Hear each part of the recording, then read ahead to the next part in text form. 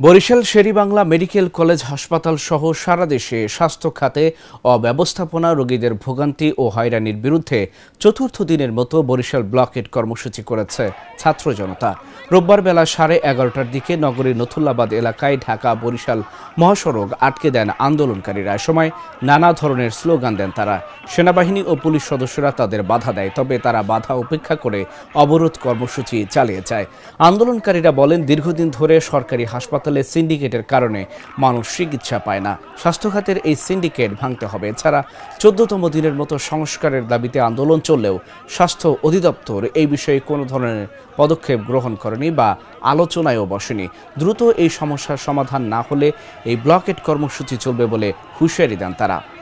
এখানে উপদেষ্টাদের দালালি করতে আসছে তারা হচ্ছে আমাদের শিক্ষার্থী ভাই বোনদের উপরে হামলা করেছে এবং আমরা দেখেছি সবাই কিন্তু যারা সেনাবাহিনী তারা কিন্তু সবাই অংশগ্রহণ করে নাই। কিছু কিছু মানুষ আছে যারা হচ্ছে অতি উৎসাহী হয়ে ঠিক আছে শিক্ষার্থীদের গায়ে হাত দিয়েছে, ঘুষি মেরেছে, কিল মেরেছে, তারপর হচ্ছে গলা চেপে ধরেছে এবং অনেকে লাঠি দিয়ে হচ্ছে মেরেছে, অসুস্থ করে ফেলেছে, লাঠি চার্জ করছে। এটা তো একটা নিন্দনীয় কাজ।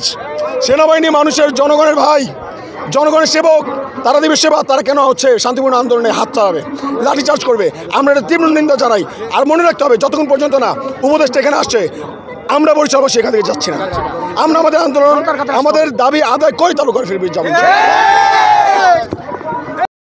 তিনটা দাবির মধ্যে একটা দাবি ছিল যে আমাদের দক্ষ জনবল নিয়োগ, শেরেবাংলার অবকাঠামো ঠিক করা এবং হচ্ছে গিয়ে ওখানে যে যন্ত্রপাতিগুলো আছে সেগুলোর প্রপার ব্যবহার এবং ওখানে ডাক্তার ভিত্তিক যে লেজুর ভিত্তিক যে রাজনীতি আছে সেই রাজনীতি বন্ধ করতে হবে এবং ভোগান্তির শিকার যারা হচ্ছে তাদের কাছ থেকে সেই বিষয়গুলো জেনে সেগুলো সুষ্ঠু তদন্ত করে সমাধান করা।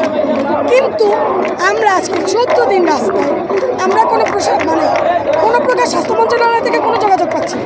তারা আমাদের কোনো সাড়া দিচ্ছে না। তারা বিভিন্নভাবে প্রোপাগান্ডা ছড়াচ্ছে, তারা লোকজন পাঠাচ্ছে, তারা সেনা পাঠাচ্ছে, পুলিশ পাঠাচ্ছে, তারা নিজেরা আসতেছে না। তারা ভিডিও কনফারেন্সে আমাদের সাথে কথা বলতে চায়।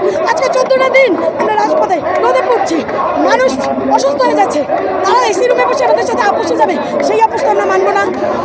আজকে যখন সেনাবাহিনীর লোকজন আমাদেরকে বারবার ছত্রভঙ্গ করে দিচ্ছিল, আমরা তখন পুরোটা নিয়ে ঢুকছি। ঢোকার পর ওনারা আমাদের সাথে এক পর্যায়ে অসংযুক্তমূলক আচরণ করে এবং বোনদের গায়ে হাত দেয়। তারা লাঠি নিয়ে বোনদেরকে বারবার পিছনে সরাচ্ছিল। তাদের কথা হচ্ছে তারা বোনদের সাথে তো অ্যাটলিস্ট দূরত্ব মেনটেন করে চলে, তারা সেটাও করে নাই। আমার এক ভাইকে লাঠি দিয়ে আঘাত করেছে, সে অসুস্থ হয়ে পড়েছে। আজকের এই আন্দোলন কেবল অযৌক্তিক। মাদারীপুর পর্যন্ত আমাদের সাথে সংযুক্তি প্রকাশ করে আন্দোলনে নেমেছে, তাহলে কেন আজকে এই অঘটন ঘটবে?